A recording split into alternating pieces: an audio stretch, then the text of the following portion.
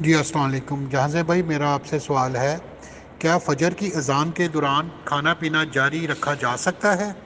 شکریہ۔ وعلیکم السلام ورحمۃ اللہ وبرکاتہ۔ بڑا اچھا آپ نے سوال کیا کہ کب تک کھانا پینا جائز ہے۔ میں آپ کو یہ بھی بتانا چاہوں گا، اور بلکہ ایک اور اہم چیز ہے وہ بھی میں چاہوں گا کہ اس میں بتائی جائے۔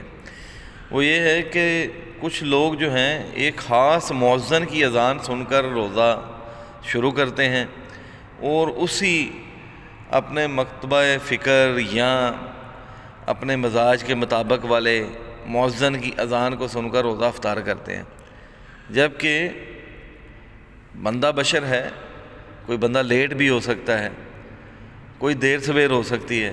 تو یہ پیارے پیغمبر صلی اللہ علیہ وسلم کا طریقہ نہیں ہے۔ اللہ سبحانہ و تعالیٰ سورہ بقرہ کے اندر فرماتا ہے کہ تم کھاتے پیتے رہو یہاں تک کہ صبح کا سفید دھاگا سیاہ دھاگے سے ظاہر ہو جائے، یعنی کہ جب تک سفید دھاگا نہیں آ جاتا، طلوع فجر نہیں ہو جاتی، تم کھا پی سکتے ہو۔ جیسے ہی طلوع فجر ہو جائے تو آپ نے کھانا پینا جو ہے وہ چھوڑ دینا ہے۔ نبی مکرم صلی اللہ علیہ وسلم کا فرمان ہے کہ بلال رضی اللہ عنہ کی اذان تمہیں سحری کھانے سے نہ روکے، کیونکہ وہ رات کے وقت اذان دیتے ہیں۔ تم عبداللہ بن ام مکتوم رضی اللہ عنہ کے اذان دینے تک کھاتے پیتے رہو۔ بلال رضی اللہ عنہ بیسیکلی اذان دیتے تھے، اور ان کی اذان کا جو مقصد ہوتا تھا وہ یہ ہوتا تھا کہ جو لوگ تہجد پڑھ رہے ہیں انہیں پتہ چل جائے کہ وہ لوگ جو ہیں اب وائنڈ اپ کر لیں، اور وہ کلوزنگ کی طرف آئیں، اپنی نماز کو کمپلیٹ کریں یا اپنی سحری کو کمپلیٹ کرنے کی طرف آئیں، کیونکہ اب فجر کا وقت جو ہے وہ بالکل قریب ہے۔ اور جیسے ہی عبداللہ بن ام مکتوم رضی اللہ عنہ اذان دیتے تو اس کا مطلب ہے کہ انہوں نے اذان دی ہے طلوع فجر کی، اب فجر کا وقت شروع ہو گیا ہے، اب کھایا پیا نہیں جا سکتا۔ ہاں، ایک شخص جو ہے وہ نوالا چبا رہا ہے تو وہ اپنی حاجت کو پورا کر لے، وہ پانی پی رہا ہے تو وہ اس کو کر کے اس کو کمپلیٹ کرے۔ یہ نہیں ہے کہ ایک بندے نے پیالہ منہ کے ساتھ لگایا ہوا ہے اور وہ گٹ گٹ کر کے اس کو پیتا ہی چلا جائے، اور کھانا کھا رہا ہے تو روٹی آدھی کھائیے تو کھاتا ہی جائے۔ انسان کو چاہیے کہ وہ وقت کا خیال کرے، ذرا جلدی اٹھ جائے۔ جیسے ہی طلوع فجر ہوتی ہے تو کھانا پینا چھوڑ دینا چاہیے۔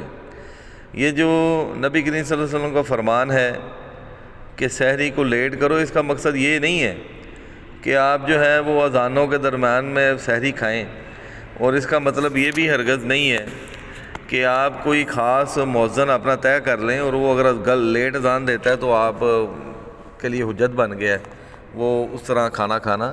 تو یہ درست طریقہ نہیں ہے۔ سنت طریقہ یہی ہے کہ لیٹ سے مراد یہ ہے کہ آپ سحری کے وقت کھائیں، بجائے کہ رات کے کچھ لوگ ہوتے ہیں آدھی رات کے اندر کھانا سحری کر لیتے ہیں، وہ سمجھتے ہیں یہ سحری ہے، جبکہ سحر جو ہے وہ کیا ہے؟ رات کا آخری حصہ ہے۔ تو رات کے آخری حصے میں کھائیں، لیکن طلوع فجر سے پہلے یعنی اس طرح اہتمام کریں کہ آپ ہمیشہ اذان سے کوئی 4-5 منٹ پہلے فارغ ہو جائیں اپنی سحری سے۔ بہترین طریقہ یہ ہے۔